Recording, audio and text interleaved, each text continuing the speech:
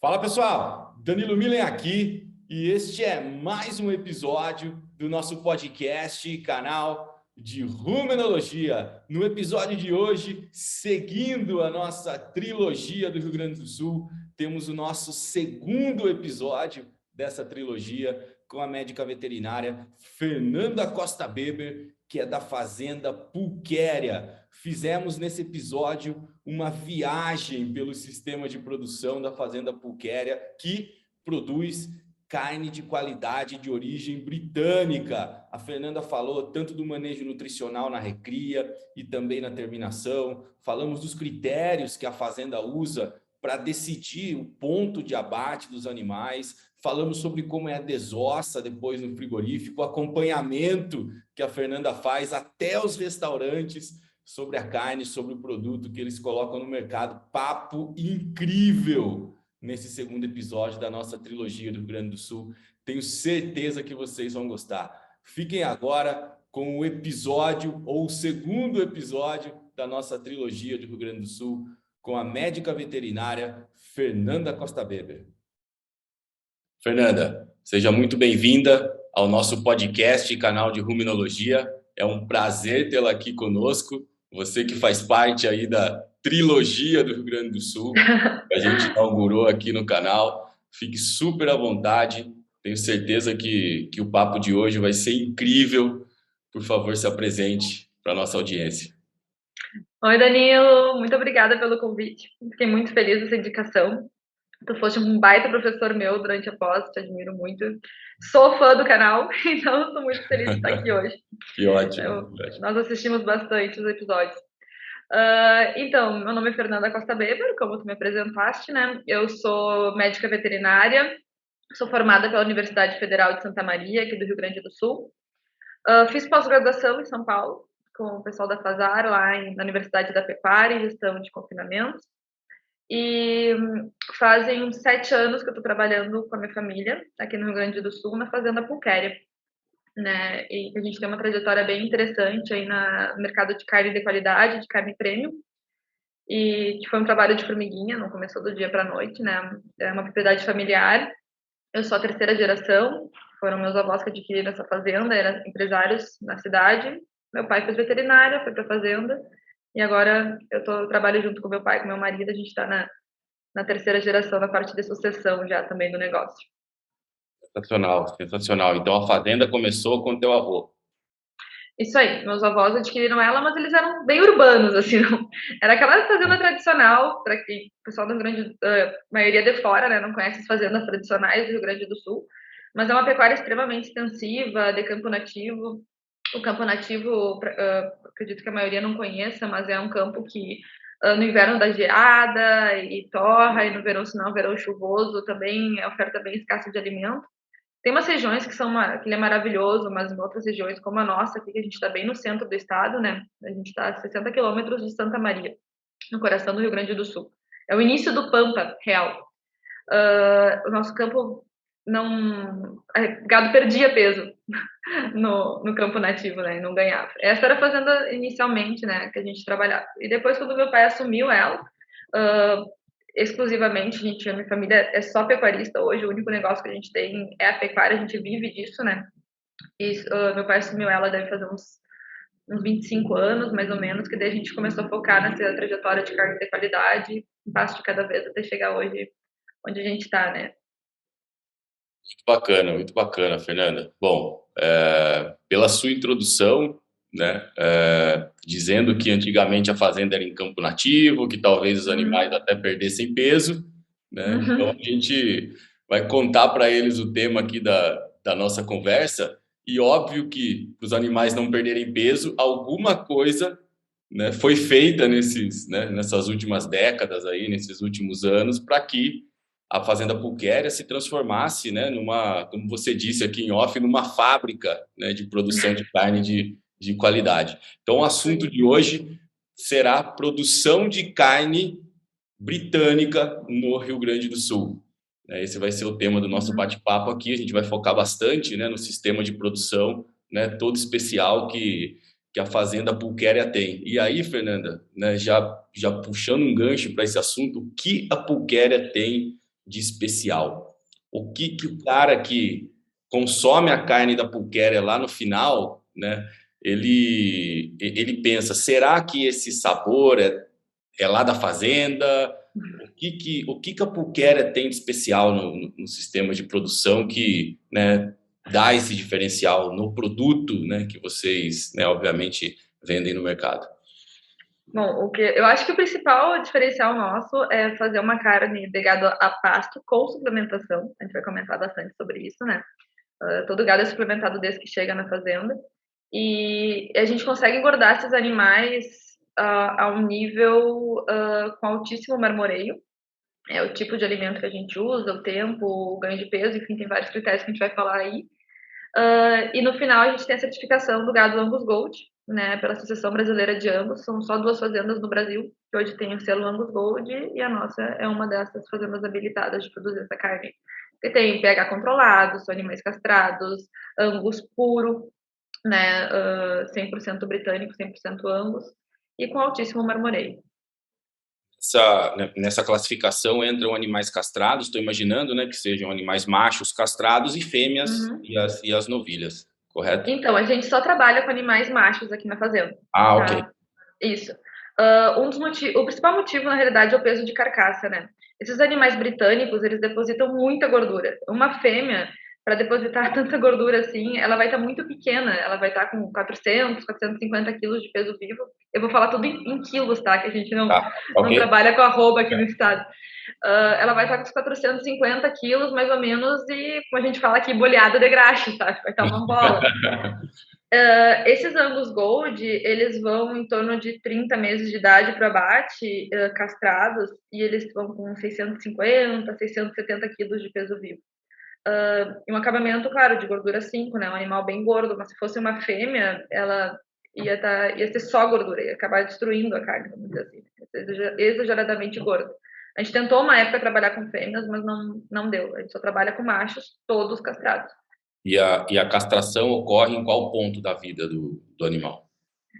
Então, a gente tenta comprar animais já castrados, que é uma tradição aqui do Rio Grande do Sul, né? A gente é o estado que produz animais castrados. Porém, recentemente, em função da China, em função dos navios que exportam muito animais inteiros, tem aparecido muitos animais inteiros aqui na fazenda. Então, a gente tem 2 métodos de castração. Quando é terneiro, é animal novo, né? A gente castra com burdizo, que a princípio é a maneira mais indolor de castrar. E a gente está fazendo uns testes recentemente com castração com uma borracha, que é um aparelho que a gente trouxe do Uruguai. E é igual a castração de cordeiro, porém é do tamanho de um bovino, mas a gente anestesia todos os animais, porque a gente notou que eles sentiam dor sem anestesia, então a gente decidiu anestesiar todos e está sendo bem eficiente com anestesia. Sem anestesia não dá. Então a gente usa litros e litros e litros de anestesia na fazenda, porque um dos nossos princípios da fazenda é o bem-estar animal. Para a gente não adianta nada produzir carne de qualidade sem respeitar o boi, para a gente é um princípio fundamental do nosso negócio. Então, qualquer castração, se tiver que ser uma cirurgia, por exemplo, que às vezes aparece um animal criptorquida, é cirurgia, é com anestesia, é com bisturi, é com sutura, enfim, a gente faz todo o procedimento. Então, os animais, quando são castrados, eles já estão, né, eles já são desmamados, né? Eles já são animais que já não estão mais com a mãe. Isso seria o quê? Em torno de 7, 8 meses de idade? Então, Danilo, a gente compra várias categorias, tá? Esses sim, são os terneiros que eu falo, a gente às vezes compra animais que no momento do desmame a gente não tem cria na fazenda, tá? A gente compra todos. Alguns são no momento do desmame, eles vêm inteiros para a fazenda e daí quando chega a gente faz o protocolo de entrada e faz a castração deles.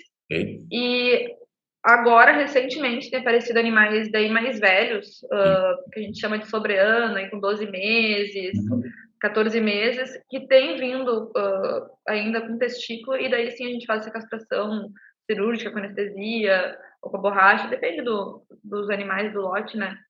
A gente avalia qual que é o melhor método, o método mais indolor para aquilo e faz o procedimento. Tá. Só fazendo um parênteses, né, Fernanda? Você falou criptorquídeo, né, em algum momento, né? Explica para o pessoal criptorquida, né?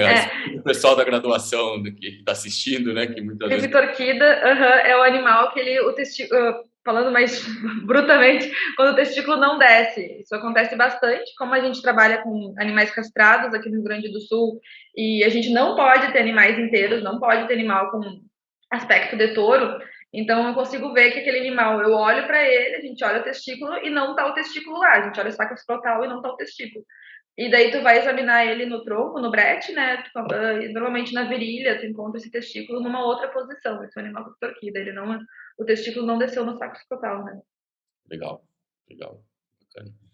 Bom, eu tô curioso, então, então, Fernanda, né, para saber como que vocês manejam essa qualidade, né? Uhum. Óbvio que a carne de vocês tem qualidade, mas a partir do momento que você adquire os animais que não foram nascidos e nem criados na fazenda, né? Eu imagino que vocês devem ter um local específico para trazer esses animais, né? Como que é essa compra, essa seleção desses animais que chegam na Pulquera? Porque eu estou imaginando assim, né?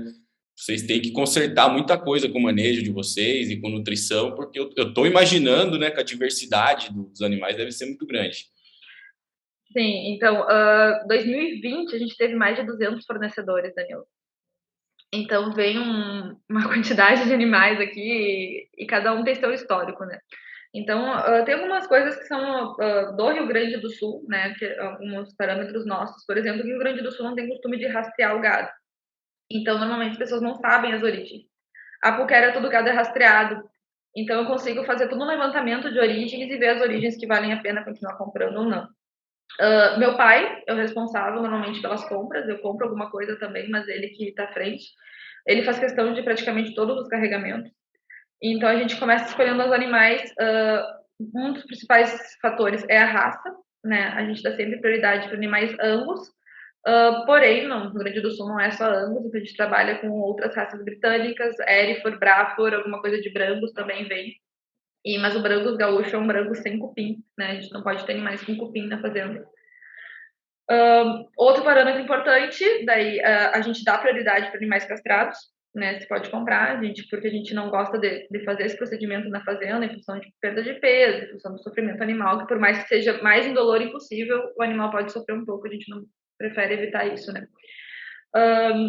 E a idade, a gente tem que, se são animais mais velhos, quando a gente compra mais velhos, eu digo, a gente compra de terneiro, como a gente estava falando aí, de 6, 7 meses de idade, até animais com 24 meses. Mas a gente, quando é um animal de 24 meses, por exemplo, a gente passa todos no brete e olha o dente de todos. A gente compra no máximo até 2 dentes postos. Não compra com 4 dentes. Está trocando, a gente já não compra.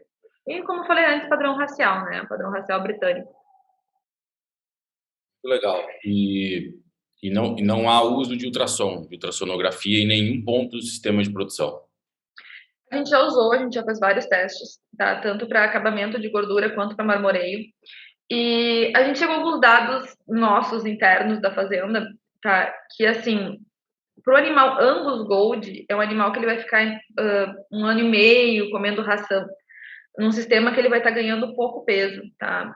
Ele vai estar comendo ração à vontade, então ele vai estar comendo, eles comem em torno de 1,8, 1,7% do peso vivo. O resto é pastagem, eles estão em pasto. E, e ele vai estar ganhando 800, 900 gramas, 1 quilo no máximo. Isso é importante para o marmoreio, né? Ele está crescendo e botando gordura, crescendo e botando gordura. Ele não está com um altíssimo ganho de peso, não está ganhando 1,5 kg por dia, que vai botar sua gordura de acabamento, vai crescer muito rápido.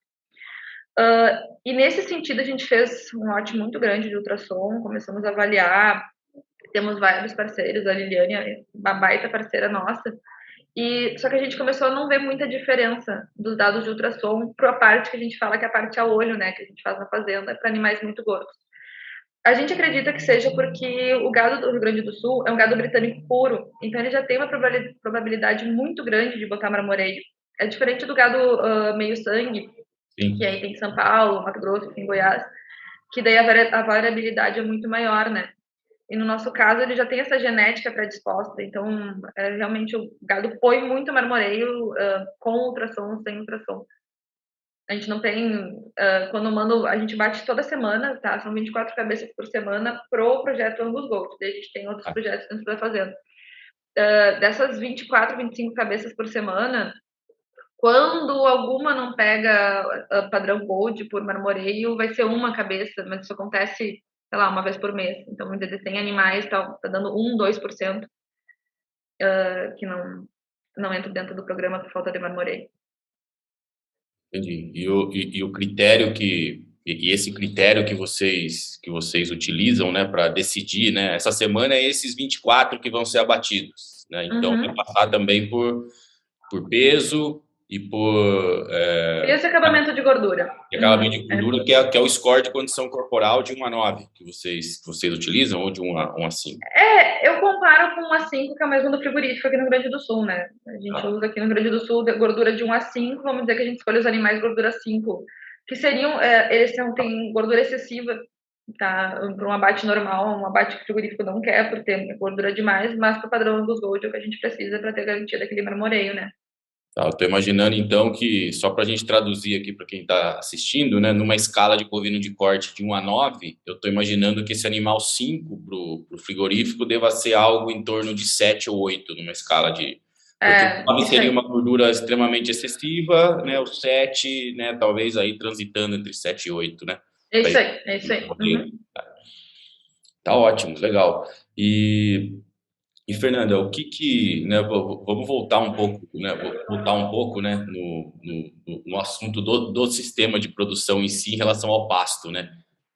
Você já mencionou, né, que os animais comem ração, principalmente na fase final, né? Mas que eles permanecem no pasto, né? Eu acho que é legal, né? Você até, né, tá aqui hoje, né, para dar esse depoimento, né? Que muitas pessoas acham, né, que os animais no Brasil, quando tem lá o selo ou fala que a carne é de animal provindo de pasto, né, o animal passou a vida inteira no pasto, né, isso não deixa de ser verdade, né, os animais de vocês passam a vida inteira no pasto, mas isso não quer dizer que eles não têm acesso a grãos, né, e flagellados e concentrados, né. Conta um pouco na Puquera como que isso acontece, né, como que é esse manejo nutricional de oferta de ração no coxo, desde a hora que o animal chega, né? Eu estou imaginando, né, pelo que você disse até agora, que vai ter uma fase aí de recria, né? Já que não tem cria na fazenda, até entrar na fase de engorda, né? Na fase de acabamento propriamente dito. Não, perfeito, Danilo. A gente tem uma teoria que a gente acredita que não é praticamente possível tu produzir uma carne de extrema qualidade só no pasto. Porque essa carne hoje, a carne considerada premium no Brasil, é uma carne de alto marmoreio. Para te botar alto marmoreio a pasto é difícil. Nem sei se dá, né? Posso estar falando besteira aqui. Graças a Deus você está falando isso, Fernanda. Graças a Deus. Porque tem gente que acha que vai conseguir, né? Então, assim, boa sorte. O que é um animal de extrema qualidade? Um animal jovem, né?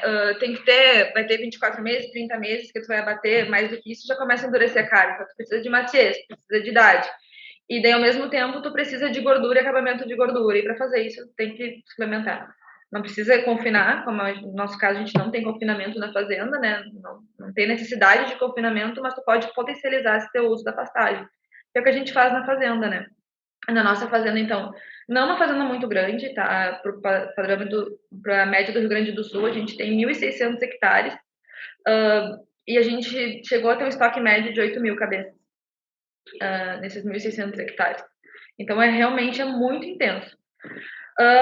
Como eu falei no início, o campo nativo no Rio Grande do Sul, pelo menos na nossa região, é um campo que ele tinha baixíssima proteína, os animais acabavam perdendo peso em vez de ganhar, a gente acabou convertendo ele em pastagens cultivadas.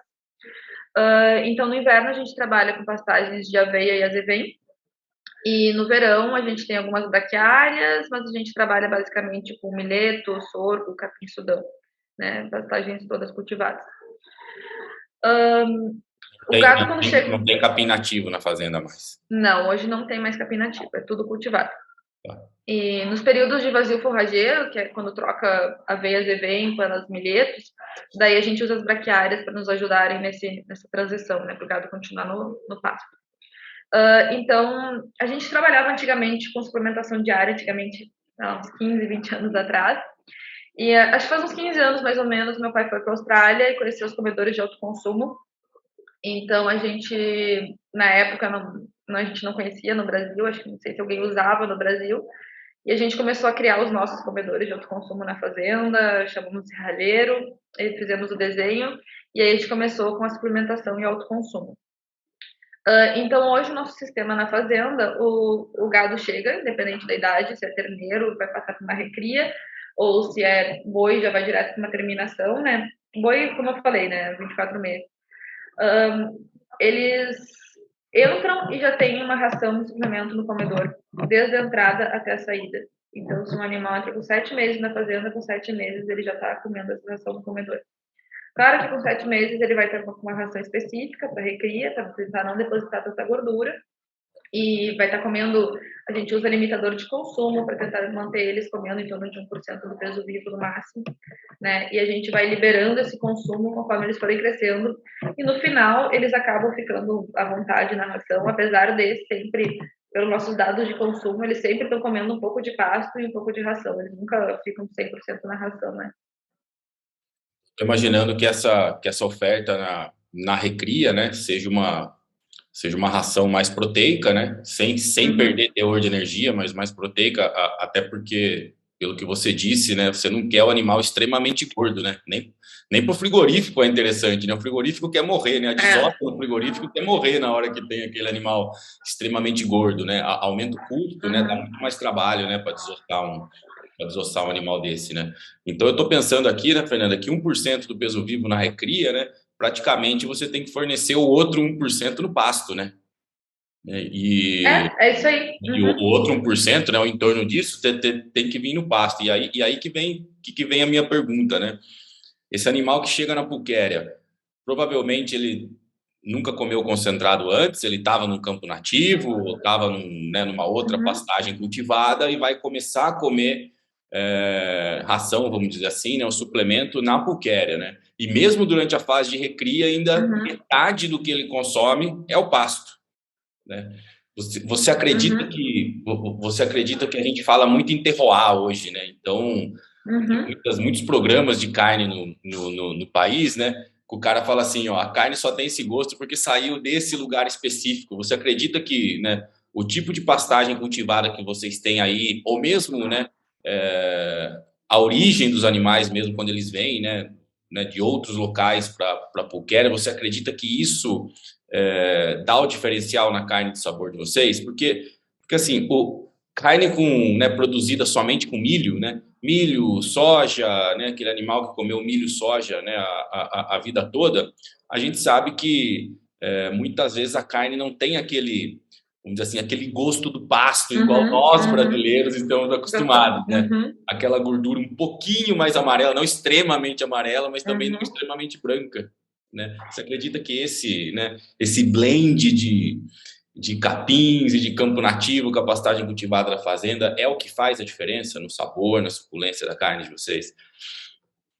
Foi perfeito, Danilo, na tua colocação. Eu acredito muito no terroir da carne. Muito, muito, muito. Tanto por pastagem, quanto pelos materiais que a gente usa, os grãos que a gente usa na nossa alimentação. Aqui no Rio Grande do Sul, por exemplo, um dos carros-chefe da nossa suplementação é o farelo de arroz gordo, né? Que dá sabor na carne, um sabor maravilhoso. E a gente já teve vários feedbacks de clientes. Um dos meus trabalhos na fazenda é fazer o pós-venda, ter contato tanto com os frigoríficos quanto com os restaurantes, por mais que a gente não venda direto, né? Porque os restaurantes a gente tem muita proximidade com eles. E todos dão esse feedback, o sabor diferenciado. Não adianta tu fazer uma carne de extrema qualidade, tu vai comer aquele gosto. Tem um marmoreio lindo, a carne tá bonita, mas tu vai comer aquele gosto tá insosso. Eu acho que esse é um diferencial do Brasil, né? Que a gente não sabe explorar direito. Tu vai no exterior, todas as glândulas dos mercados tem aquele tudo grass-fed e ninguém tá e estão pagando fortuna por aquilo e a gente produz essa carne maravilhosa aqui e não tá sabendo vender. E sem contar o outro fator muito importante, que quem assiste teu canal aqui a maioria são técnicos, né? É o custo, né, da alimentação. Pastagem de aveia Zevém, que é o caso, o nosso carro-chefe aqui, que é as pastagens de inverno do Rio Grande do Sul, ela produz uma proteína com um valor muito mais baixo que a proteína da ração, né? Então, tu saber potencializar o uso do teu pasto com uma boa suplementação, tu dilui muito o custo da tua alimentação. Com certeza, com certeza. Eu costumo falar, Fernanda, eu falei várias vezes já, como você acompanha o canal, já, você já deve ter ouvido, né? Uhum, Pasto é o alimento mais barato, né, que a gente tem para fornecer para os animais, né? Óbvio que a gente uhum, precisa tratar o pasto como cultura, né? Precisa isso aí. sempre buscar uma melhor qualidade, mas mesmo assim, né? Mesmo com o investimento no pasto, ele é ainda muito mais barato do que comprar uma Uhum. saca de milho, uma saca de soja, né? Ou qualquer outro produto aí para a gente fornecer no coxo, né? Muito bacana, Fernanda. E qual que a gente está falando desse animal em recria, né? Qual que é a tomada Uhum. de decisão, o critério, então, para falar assim, bom, esse lote agora está na hora de passar ele para a fase de acabamento, né? Como que é essa tomada de decisão e como que é esse aumento aí do suplemento, né? Que da recria para a fase de acabamento? Perfeito, Danilo. Então, a gente monitora mais ou menos o peso deles entre 400 e 450 quilos de peso vivo, que a gente vai botar eles numa ração de terminação.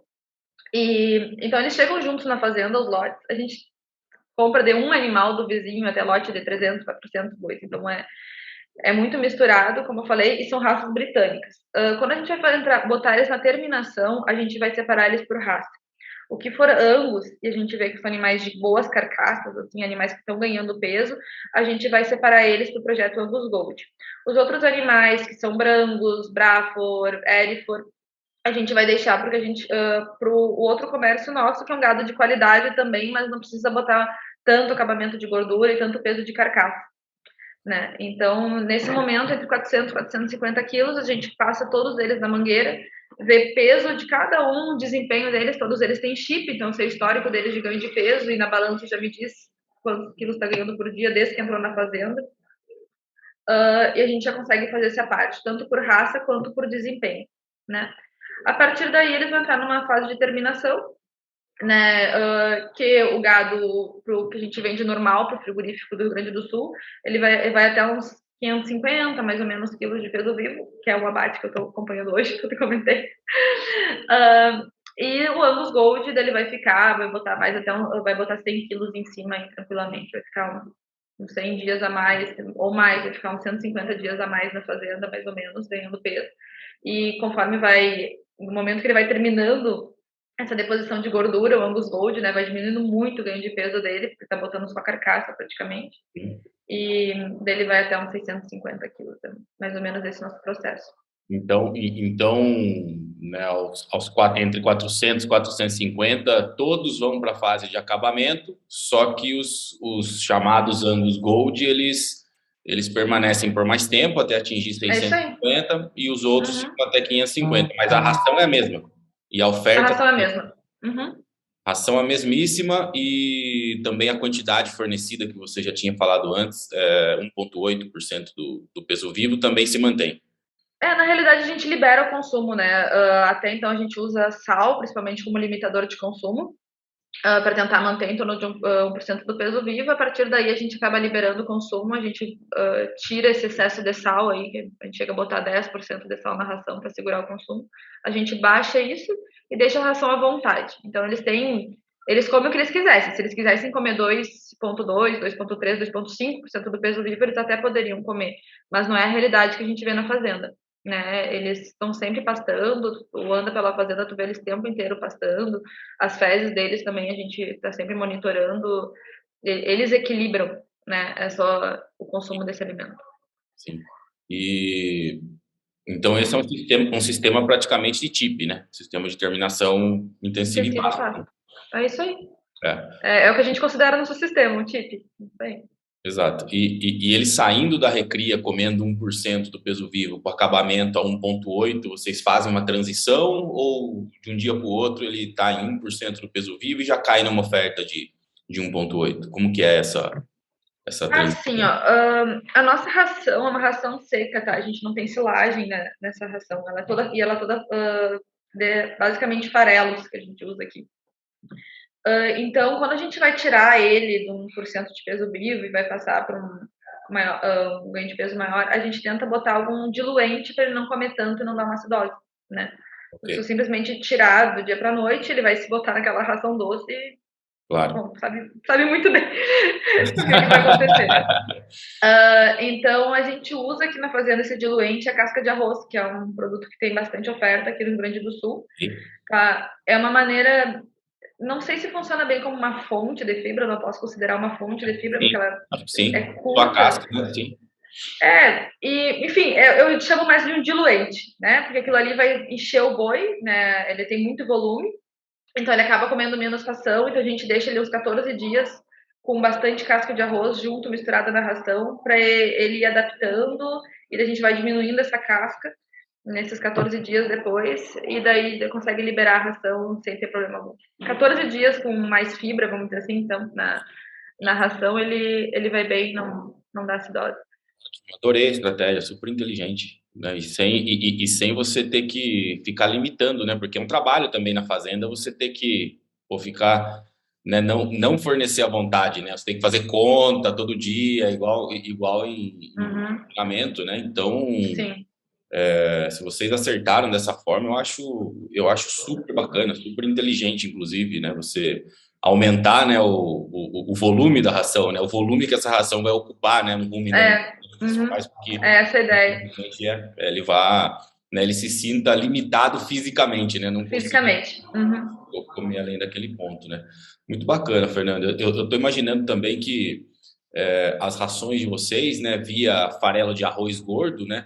uhum. Né, normalmente protocolos, né, para colocar marmoreio, né? Usualmente além da energia, né, via amido, via grãos, né? Tem uma recomendação muito forte de teor de gordura, né?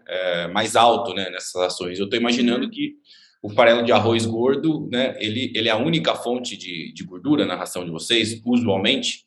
Ou tem alguma outra fonte de gordura que vocês O acabam? farol de arroz é a principal, né? Cara, a gente tem nossa ração completa, né? Hoje aqui na Puquera a gente está usando, hoje está usando milho, farol de arroz, aveia, Uhum. farol de trigo. É basicamente isso. A ração está sempre mudando conforme a oferta de alimentos. São alimentos diferentes dos usados aí em São Paulo, né? É Sim, o que a sim, gente tem de oferta no Rio Grande do Sul. claro. E só que esse farol de arroz nosso, de um grande parceiro nosso aqui no município, é um farol de arroz muito bom. Então, e hoje a nossa ração, ela tá com mais ou menos uns 7% de extrato etéreo.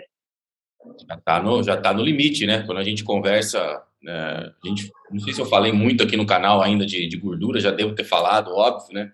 Mas o limite aí de 7% estratégia já tá, né, no praticamente, Uhum. né, na Já tá tampa. passando até, É, mas assim, foi uma experiência nossa aumentando aos pouquinhos e vendo como é que é o ganho de peso, vendo como é que é a digestão, então a gente chegou nesse limite, mas a gente tenta não passar muito disso aí. muito bacana, Fernando, muito bacana. E com relação nessas, né, tanto na ração de recria quanto de acabamento, eu imagino que vocês devem usar algum tipo de aditivo alimentar, né, para melhorar a eficiência e também para ajudar, né, na contenção, né, dessa acidificação. Vocês usam algum tipo de aditivo, né, ou um blend, ou coisa do tipo, ou não pode falar, se não puder falar também, fica bom. Não, a gente não usa nada. Ótimo, ótimo. Não, Tem assim, aditivo natural? Nem os naturais? a Como, única coisa que a gente usa na ração é monenzina. tá. É o único coisa diferente, vamos dizer assim, que a gente usa na ração. Antigamente era meu pai que formulava a ração, hoje a gente tem um parceiro nosso uruguaio, Valentim, que nos ajuda nessas formulações de ração. Então a gente está sempre estudando o que aparece de novidade e tal, mas hoje na Puquéria a gente não tem usado nada de especial na ração. Realmente a gente está. Nós moramos na fazenda, eu, meu pai, meu marido, todo mundo mora lá. Então a gente está o tempo inteiro andando pelo campo e vendo fezes, e vendo consumo, e vendo como tá. A gente tá muito presente para tentar ajustar da maneira mais barata, vamos dizer assim, essa ração e maximizar ganho de peso e diminuir problemas metabólicos. Essa é a nossa ideia, sabe? Então a gente tenta fazer o básico bem feito. A monenzina sódica, ela não deixa de ser o aditivo alimentar, né? Apesar de ser um promotor É. de crescimento, ela é, né, um coccidiostático também, né? Ela tem, Uhum, né, algumas outras ações, né? E ela é o mais utilizado em sistemas uhum. intensivos, ela é a mais utilizada em sistemas intensivos no Brasil. Então assim, né? Eu acho que até, acho não, né? A monenzina, né? Ela ajuda né, a gente conseguiu, né, chegar no objetivo do marmoreio. Não que vai ser só ela, óbvio, né, mas ela também ajuda por essa, né, por esse estímulo, né, de produção maior de propionato, que vai dar glicose e tal. Claro. Óbvio, Ela é fundamental, né? Ela é fundamental. Mas o que eu quis dizer é que, assim, que não tem nada de mirabolante, né? É a monenzina que todo mundo conhece, que a gente usa e deu. claro. E falando um pouco da parte de abate e pós-abate, Fernanda, como que, né, vamos dizer assim, que conselho você daria, né, para as pessoas que querem começar nesse ramo? Às vezes o cara tem uma fazenda, ele tem os animais dele e ele quer produzir uma carne de qualidade, vender uma carne com a marca dele, com a origem da fazenda dele, né? O que você, né, Fernanda, né, dentro de um sistema desse, né, pode dar de conselho, recomendação para né, para esse cara que está querendo começar? Bom, a gente tem algumas premissas aqui na nossa fazenda e uma delas é fazer uma coisa bem feita. Então a gente é produtor de boi, né? A gente vende um boi maravilhoso que vai produzir e o frigorífico vai transformar esse boi em carne e o frigorífico vai comercializar. A gente tenta ser focado no nosso negócio e não abraçar o mundo. Tá? A gente acha que no momento que a gente abraçar o mundo, talvez a gente perca o foco do que a gente faz bem, que é produzir esse animal. Mas ao mesmo tempo tu precisa de bons parceiros, né? Não adianta tu produzir essa carne e largar no mercado comum, que o frigorífico não vai te valorizar. A primeira coisa que eu vejo, assim, que para uma carne de qualidade tem que ter constância, né? Não adianta tu produzir uma época do ano, tem um lote maravilhoso, e depois no resto do ano tu não tem mais aquele animal para entregar. O cliente que é sempre na gôndola, que toda vez que ele for, ele tem que encontrar aquele mesmo padrão de animal. Por isso que eu comentei antes, o Angus Gold a gente abate 52 semanas por ano, né? Porque o consumidor tem que ir lá e tem que ter aquele animal lá. E ao mesmo tempo é muito importante tu ter, como eu estava falando antes, parceria com frigoríficos, né? Eu sou pecuarista, né? E eu vejo muito pecuarista que briga com o frigorífico. Acho que o frigorífico é um concorrente, é um problema. O frigorífico, na realidade, é o nosso cliente, né? E a gente tem que tratar muito bem o nosso cliente. Essa que é a realidade. Então, eu não precisaria estar aqui no frigorífico acompanhando a abate, fazendo reunião no frigorífico, como eu estou fazendo. Não precisaria, talvez não faça diferença, mas eu faço questão de, em todos os abates que eu posso, para poder estreitar esse relacionamento, conversar com eles. Deu algum problema na linha, deu algum animal mais fraco, deu algum animal com dentição fora do que era previsto. Eu tô lá, eu tô vendo, eu tô conversando, eu tô corrigindo. Eu acho que isso é um dos fatores fundamentais. E juntamente com isso, a gente começou a chegar nos restaurantes, porque eles que estão lá vendendo a nossa carne, eles que estão falando se o preço tá bom, se não tá, se a gordura tá boa, o que os clientes estão achando do gosto. Então, por mais que a gente não faça essa venda direta para o restaurante, a gente não tem aquela. Não é a carne da Pulquer, não é a gente que está industrializando essa carne e vendendo, né? Tudo através do frigorífico. A gente faz questão de estar lá nos restaurantes e botando em contato com os frigoríficos e tentando resolver e ver o feedback dos clientes, né? Eu acho que quando tu produz um produto de extrema qualidade, tu precisa estar parte de todas as pontas da cadeia e não simplesmente fiz minha parte, virou as costas e sai, né? Quem vai estar pagando a conta é o consumidor lá que está comendo no restaurante. Então, eu preciso saber se ele está feliz, está pagando feliz aquela carne, para o frigorífico poder pagar mais para mim. É mais ou menos esse o sistema. Exato. Eu acho que quando a gente teve aula lá em Novo Horizonte, né? Eu tinha acabado de voltar de Bagé, eu tinha ido na Embrapa lá de Bagé, eu tinha ido num restaurante lá, que eu não vou nem me lembrar o nome, e aí quando eu te falei, você falou, pô, esse restaurante é a nossa carne, e realmente a carne estava sensacional, acho que foi em 2017 ou 16, acho, alguma coisa assim, que a gente fez lá, né, após, né, então assim, realmente essa ida aos restaurantes, né, para realmente estar em contato com o restaurante e com o consumidor final, eu acho fundamental, né, porque o cara que está comendo a carne, eu sempre falo uma coisa, Fernanda, o cara que está comendo a carne no prato, principalmente uma carne marmorizada, a carne chega pronta para ele no prato, ele não vê o marmoreio, ele sente só, ele só consegue o gosto. Ele não vê, não é igual você ir lá no mercado escolher, você vê o marmoreio lá bonito, não, no restaurante ele não escolheu, ele pediu no cardápio, né, usualmente, né, poucos vão lá ver, né, a carne antes, né, crua, né, antes de ser feita, né, isso é o mínimo, né, assim, é o mínimo, uma pequena proporção das pessoas vê isso, né, a carne chega no prato pro cara, né, com um aspecto visual muitas vezes parecida com outra que não tem marmoreio, não dá para ver ali, é o sensorial da experiência, né, que vai dizer, né, realmente se o cara gostou da carne ou não. Então, eu acho, né, fundamental. Acho que pouca gente que tem, né, um produto como o de vocês faz esse pós-venda, né, que de vocês ir lá no restaurante, né, e checar diretamente com o consumidor final como E, a uhum. aceitabilidade, né, do produto, né? Então, Isso é fundamental, né, Danilo? Porque como tu falou, vai chegar a carne lá, o consumidor ele vai ver, não vai ver diferença nenhuma de uma outra carne que às vezes está pela metade do preço. Então, aquela carne tem que ser uma experiência maravilhosa, porque senão, por que ele vai pagar tão mais por aquele pedaço? exato. Né? Se olhando é igual. O sabor tem que ser diferente, a suculência tem que ser diferente, o ponto tem que ser perfeito. Isso a gente já teve muitas discussões em restaurante com quem está assando, com o dono do restaurante, como que tu me manda ponto errado?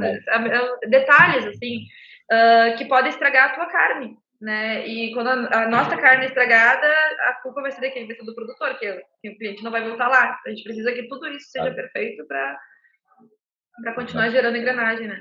Exato. E vocês acompanham também o processo na indústria de fabricação ou não só no abate? Ou na desossa também vocês chegam a acompanhar a fabricação dos cortes, né? Tudo isso? Sim, aham. Não é com frequência, não é um negócio assim que todos os abates eu acompanho a desossa também, mas eu já acompanhei muito a desossa do nosso gado, para variação de marmoreio, para variação de cortes. O excesso de gordura, como tu falou antes, uma grande reclamação que tem é as costelas, que o Rio Grande do Sul é um corte muito valorizado e acaba perdendo muito em função do excesso de gordura. Então, eu já acompanhei muito a desossa do gado nosso, teste de rendimento do gado nosso e tudo mais, em função desses detalhes, né?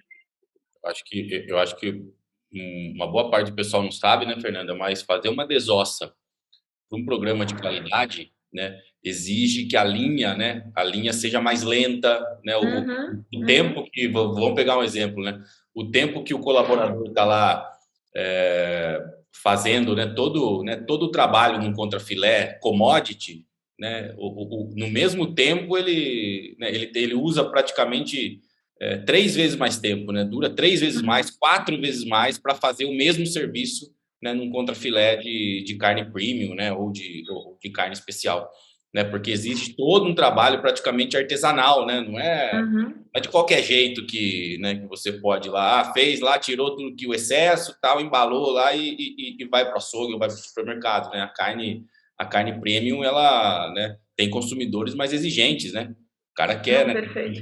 Tem que Uhum, rebaixar a gordura, muitas vezes, até porque tem uhum, excesso de gordura. Ninguém uhum. vai, ninguém vai colocar lá um contrafilé com uma gordura desse tamanho e o músculo embaixo desse tamanho, né? Na verdade, tem que rebaixar, né? Para tentar equilibrar a peça, né? Então dá muito mais trabalho. Muita gente às vezes não sabe disso, né? Mas tem muito frigorífico que nem gosta de abater carne, Uhum.